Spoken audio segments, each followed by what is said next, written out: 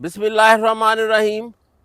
अस्सलाम वालेकुम। अप्रैल का महीना आम के लिए और आम वालों के लिए बहुत ख़ास है। इस महीने में गलती और गफलत आम की फसल को उजाड़ देती है, लेकिन दूसरी तरफ इस महीने में जो तवज्जो है वो आम की फसल को बना देती है, आम की फसल को रंग देती है। अप्रैल के महीने में अगर फल की बढ़ोतरी तेज़ होगी तो फल का साइज हमेशा अच्छा बनेगा, लेकिन अगर इस महीने में किसी भी वजह से फल की बढ़ोतरी सुस्त हो गई तो फिर फल का साइज कभी अच्छा नहीं बनेगा। तो अप्रैल के महीने में आपने अपनी आम की फसल को बेहतर बल्कि बेहतरीन बनाने के लिए ये 7 काम आपने याद रखने हैं।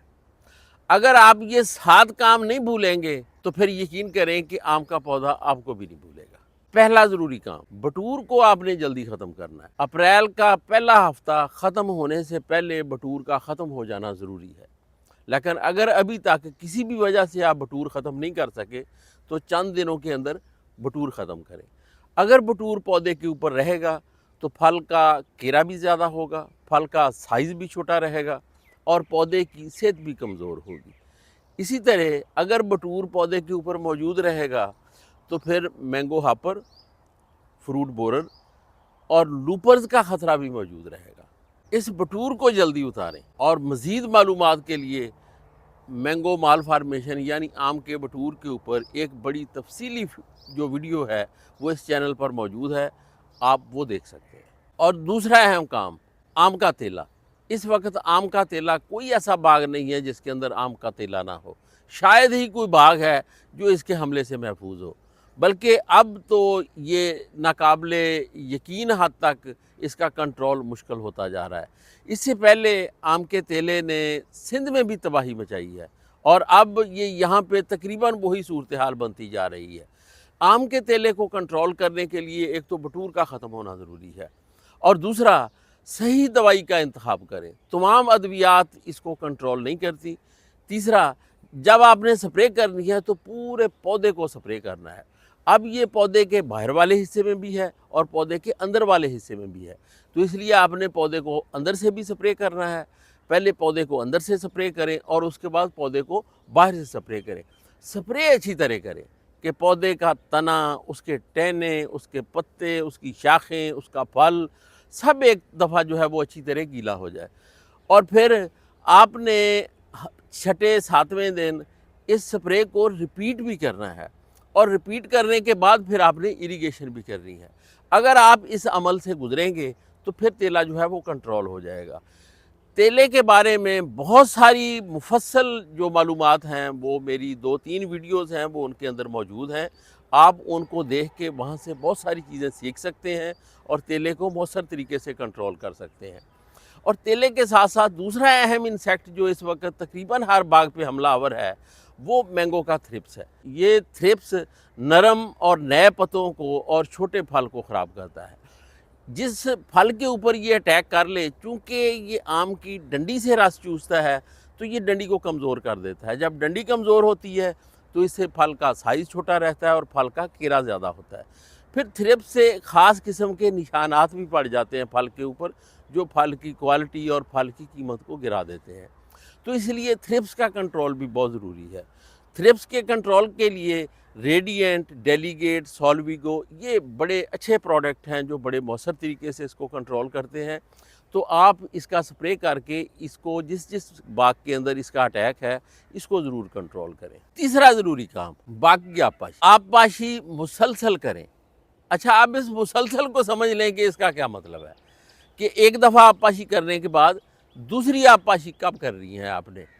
पौधे की छतरी के नीचे जब 2/3 जगह का वतर सफ़ेद हो जाए तो फिर आप पानी दे सकते हैं, लेकिन बहुत बेहतर है कि पूरे पौधे के नीचे अगर वतर सफ़ेद हो जाए तो फिर आप पानी दें। हाँ, ये एक बात आप याद रखें कि जो गीली ज़मीन को पानी देना है ना, तो ये ना तो पौधे के लिए अच्छा है और ना ही फल के लिए अच्छा है, इसलिए आप इससे परहेज़ करें। अगर आप गीली ज़मीन को बार बार पानी देंगे तो इससे आम का केरा भी ज़्यादा होगा और फल का साइज़ भी छोटा रहेगा। ज़रूरी काम नंबर 4, اپریل کے مہینے میں گرمی بہت زیادہ تو نہیں ہوتی، زیادہ گرمی تو مئی میں ہوتی ہے، لیکن پھر بھی اپریل میں کئی دفعہ ٹمپریچر 45 ڈگری سینٹی گریڈ یا بعض اوقات اس سے بھی آگے چلا جاتا ہے۔ تو اپریل میں چونکہ پھل بھی چھوٹا ہوتا ہے اور یہ گرمی سے جلدی متاثر بھی ہو جاتا ہے، تو آپ نے اپریل کے پورے مہینے میں روٹاویٹر یا ہل باغ کے اندر نہیں چلانا، بلکہ پودے کی چھتری کے باہر اگر کوئی جڑی بوٹیاں ہیں تو آپ نے ان جڑی بوٹیوں کی حفاظت کرنی ہے۔ اگر آپ کی زمین کا کچھ حصہ یا ساری زمین ایسی ہے جہاں جڑی بوٹیاں نہیں اگتی تو پھر آپ وہاں پہ جنتر کاشت کریں، کیونکہ یہ بہت ضروری ہے کہ 15 اپریل سے لے کے آخر جون تک جو باغ کی زمین ہے وہ سبز رہے، یہ سبز کارپیٹ کی طرح یہ بالکل سبزے سے ڈھکی رہے، اور اگر جڑی بوٹیاں بڑی ہو جائیں تو آپ پھر ویڈ سلیشر استعمال کر سکتے ہیں۔ روٹاویٹر اور ہل آپ نے پھر بھی استعمال نہیں کرنا۔ جب یہ ویڈ سلیشر ہم چلاتے ہیں تو جڑی بوٹیاں کٹ کے یہ زمین کو اچھی طرح کور کر لیتی ہیں، اور جب یہ زمین کور ہوتی ہے تو پھر یہ پانی کو اڑنے سے روکتی ہے۔ اس سے پھر 2-3 بہت اچھے کام ہوتے ہیں۔ ایک تو پانی کی ضرورت جلدی نہیں ہوتی اور پانی دیر سے لگانا پڑتا ہے، اور پودے کو پانی کی قلت نہیں ہوتی۔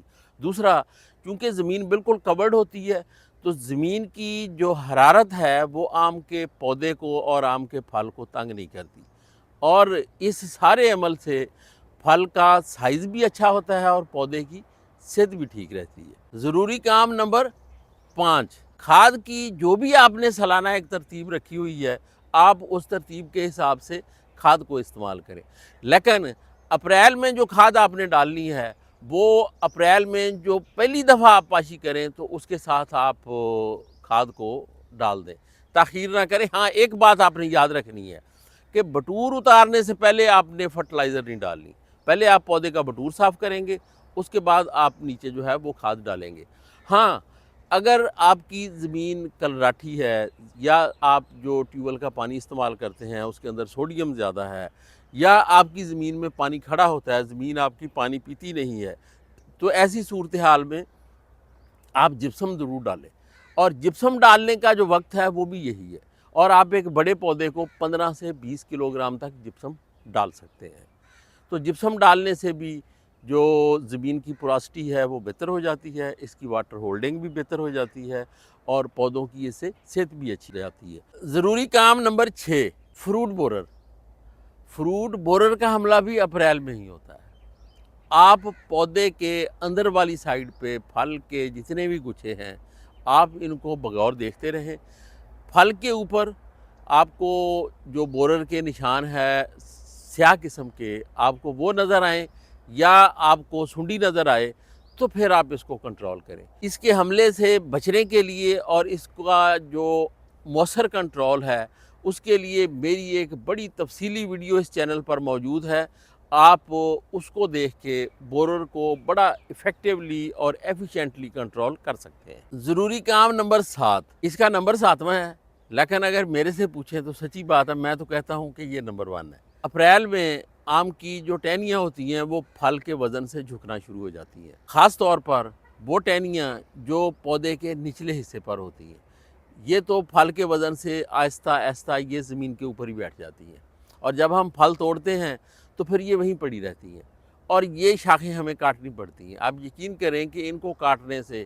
پودے کی شکل ہی خراب ہو جاتی ہے، تو اس لیے یہ بہت ضروری ہے کہ آپ ان شاخوں کو نیچے جھکنے سے پہلے ان کے نیچے ٹیکیاں دے دیں تاکہ یہ شاخیں نیچے نہ جائیں اور آپ کے پودے کی شکل خراب نہ ہو۔ یہ اگر 7 کام آپ وقت پہ کریں گے، صحیح طریقے سے کریں گے، پوری توجہ سے کریں گے تو آپ کی انشاءاللہ آم کی فصل بہت اچھی ہوگی۔ آپ آم کے پودے کا خیال رکھیں گے، آم کا پودا آپ کا خیال رکھے گا۔ بہت شکریہ۔